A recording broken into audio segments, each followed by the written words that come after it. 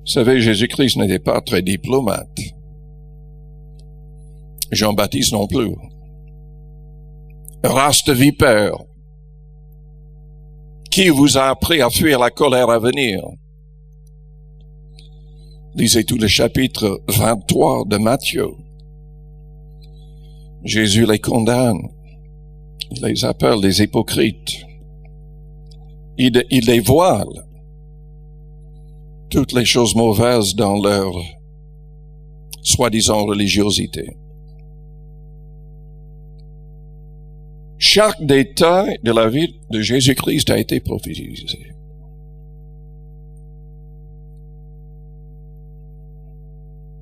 Quand on pense à la crucifixion, ce qui est le plus évident pour moi, c'est que Jésus-Christ n'a pas mérité cette sorte de mort. À maintes reprises, la Bible souligne le fait que Jésus-Christ était sans péché. Dans 2 Corinthiens, au chapitre 21, au chapitre 5, au verset 21, la Bible dit qu'il n'a jamais connu le péché, mais il est devenu péché pour nous, afin que nous devenions en lui justice, la justice de Dieu. Dans Matthieu 20, au verset 28, la Bible dit il s'est donné en rançon pour beaucoup d'hommes. Vous savez, il y a dans ce que Jésus-Christ a accompli plein de choses que nous ne comprenons pas. Les théologiens peuvent en parler tout ce qu'ils veulent. Souvent, ils croient tout savoir.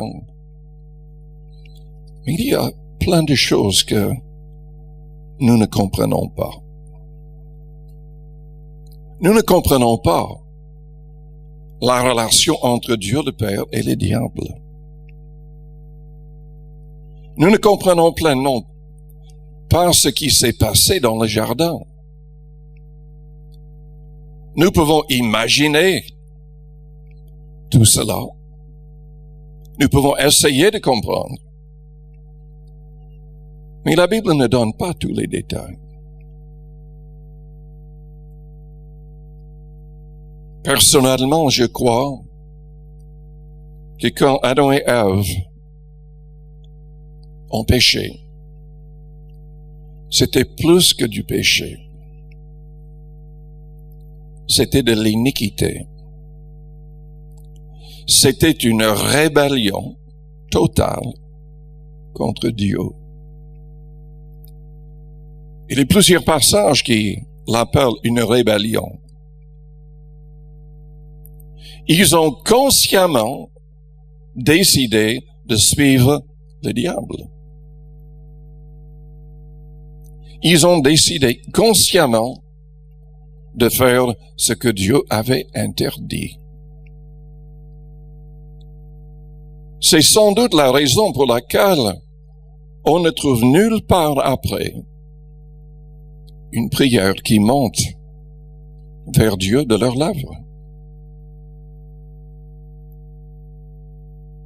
Ils ne demandent pas pardon. Ils blâment l'un l'autre, ils blâment le diable, ils blâment Dieu, mais ils ne demandent pas pardon.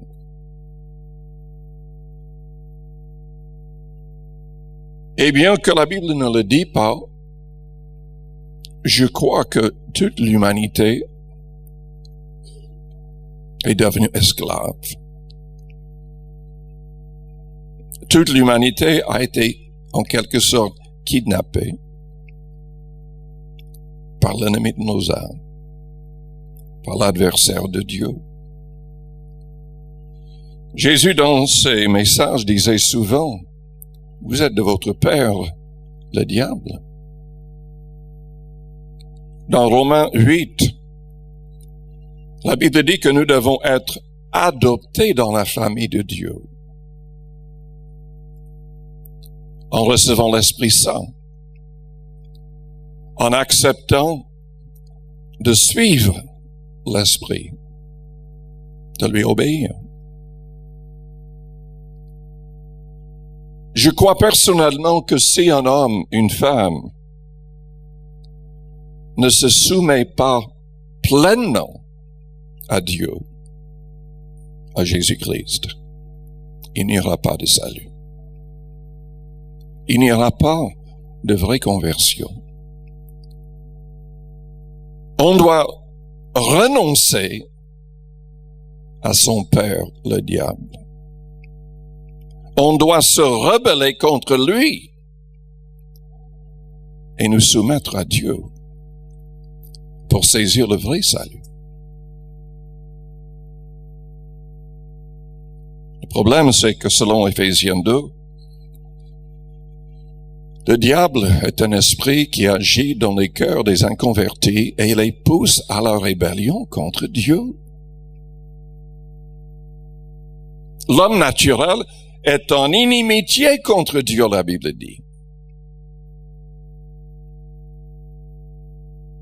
C'est naturel que les gens réagissent contre vous quand vous essayez de témoigner. C'est normal. Ils sont de leur père, le diable. Et nous avons besoin de toute la sagesse de Dieu et de l'onction du Saint-Esprit pour leur parler de la bonne manière, pour les convaincre de cela.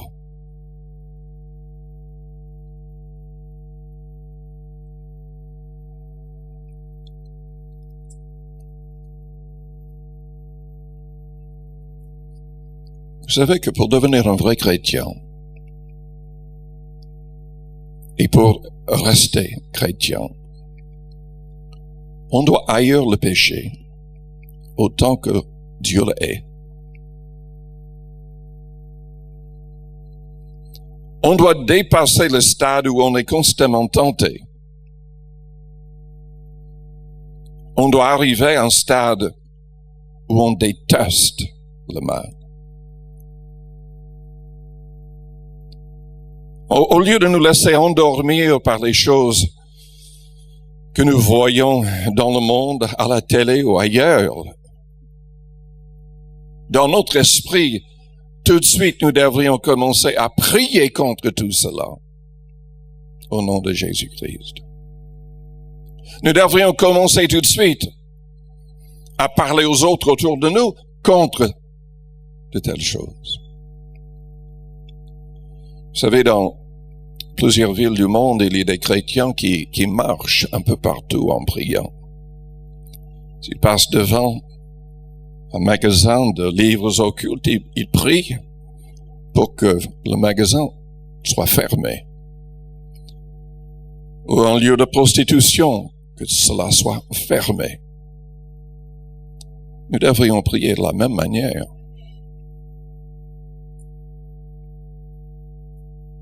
Nous devons haïr le mal. Vous voulez être comme Jésus-Christ, et il faut devenir comme Jésus-Christ. C'est la volonté du Père pour chacun de nous. Nous devons haïr le mal. Jésus-Christ est resté éloigné du péché. Il ne l'a pas connu, bien que tenté. Enfin, le diable a essayé de le tenter. En toutes choses comme nous. Mais il n'a pas commis de péché, la Bible dit. Selon Hébreux 4. Dans 1 Pierre 2, la parole dit qu'il n'y avait point de fraude dans sa bouche. Il n'y avait pas de péché. Donc il n'a pas mérité sa mort sur la croix.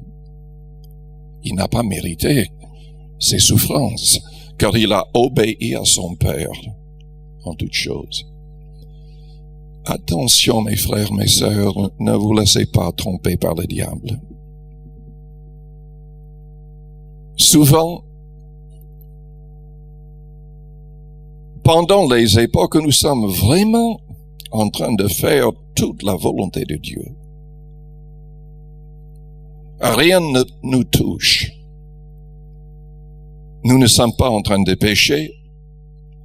Nous marchons dans la sanctification, dans la victoire, et tout d'un coup, on a l'impression que tout ce qui est mauvais nous arrive.